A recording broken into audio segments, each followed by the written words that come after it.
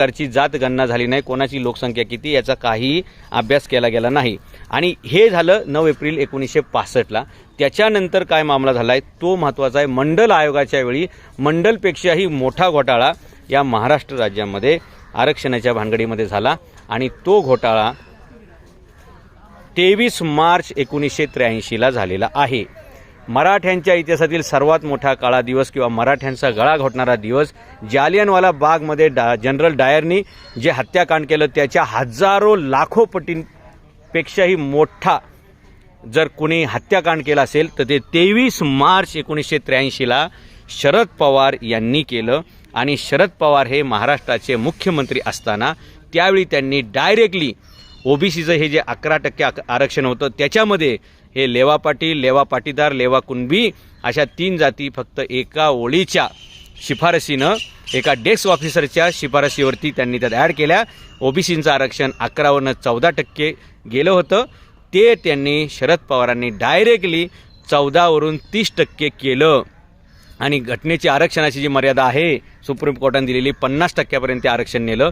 म्हणजे जे आरक्षण ऑलरेडी त्यांना 11% दिलं ते 14वरती नेलं आणि राहिलेलं जे 16% मराठ्यांच्या हक्काचं बाकी होतं ते सुद्धा शरद पवारांनी ओबीसींच्या घशामध्ये घातलं। आणि 1982ला 83ला 23 मार्च, सगळ्या मराठ्यांनी लिहून ठेवा ही तारीख, 23 मार्च 1983 हा मराठ्यांच्या इतिहासातील सर्वात मोठा विश्वासघात आणि पाठीमध्ये खंजर खुपसणारा कार्यक्रम झाला। आणि म्हणून मी जे पूर्वीपासून सांगतोय की मराठ्यांच्या पराभवाला, मराठ्यांच्या परिस्थितीला आणि मराठ्यांच्या दुर्गतीला जर जबाबदार कोण असतील तर मराठा राजकारणी आहेत। आणि त्याच्यामध्ये सगळ्यात मोठं नाव आहे शरद पवारांचं। शरद पवार 4 वेळा मुख्यमंत्री होते, कधीही मराठ्यांचं त्यांनी भलं केलं नाही। कुठल्याही शिवजयंतीच्या कार्यक्रमाला ते नसायचे आणि कोणत्याही शिवचरित्राच्या गोष्टीला पुढे जाण्यासाठी त्यांनी कधीही मदत केली नाही। जन्मभर त्यांनी ओबीसीचा दाखला वापरला। त्यांच्या निवडणूक आयोगाच्या कागदपत्रांसमोर तुम्हाला हिंदू माळी, हिंदू धनगर, हिंदू तेली असं काय दिसत नाही, हिंदू पण दिसत नाही, फक्त ओबीसी असं दिसतं मित्रांनो। आणि या माणसाने ओबीसी सर्टिफिकेट स्वतः वापरलं, ओबीसीचे स्वतःमध्ये नोंद केली आणि आयुष्यभर मात्र मराठ्यांना मराठा आहे असं म्हणून फसवलं मित्रांनो।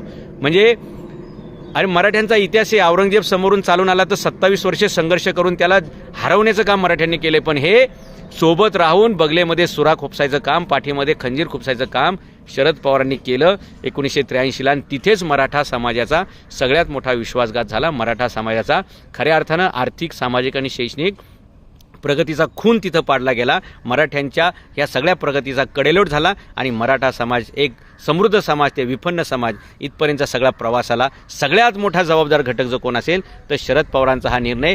जो मराठ्यांच्या वाट्याचं 16% आरक्षण होतं ते सुद्धा त्यांनी या ओबीसींच्या घशामध्ये घातलं। आणि जे पहिलं 11% दिलं तर त्याचीही जनगणना नव्हती, त्याच्यानंतर आणखी जे 4% वाढवलं त्याचीही जनगणना नव्हती आणि कोणतीही जनगणना नाही, कोणत्याही आयोगाची शिफारस नाही, कोणत्याही प्रकारचे कायदेशीर त्याच्यामध्ये बॅकअप नसताना मग एकतर ओबीसींना 100% आरक्षण, 11% लोकसंख्या असताना 10% आरक्षण आणि त्याच्यानंतर डायरेक्ट 14वरनं 16% वाढवून 30% केलं गेलं। म्हणजे जे मराठ्यांच्या हक्कांचं होतं ते मराठ्यांना अजिबात त्यांनी शिल्लक ठेवलं नाही। आणि आता जो वाद उभा राहिलेला आहे तो हाच वाद आहे की मराठ्यांना कुणबीमध्ये घेणं, ओबीसीमध्ये घेणं आणि आरक्षण देणं जे त्यांच्या हक्काचंच आहे। म्हणजे 23 मार्च 1983ला जे आरक्षण 16% मराठ्यांना मिळायला पाहिजे होतं ते शरद पवारांनी कटकारस्थान केलं, मराठ्यांच्या पाठीमध्ये खंजीर खुपसला आणि ते ओबीसींच्या घशात घातलं। आणि याचा अर्थ असा होतो की जे ओबीसींचं नव्हतं ते सुद्धा ओबीसींनी लाटलेलं आहे आणि जे मराठ्यांचं हक्काचं होतं त्याच्यावर ह्यांनी डल्ला मारलेला आहे। आणि म्हणून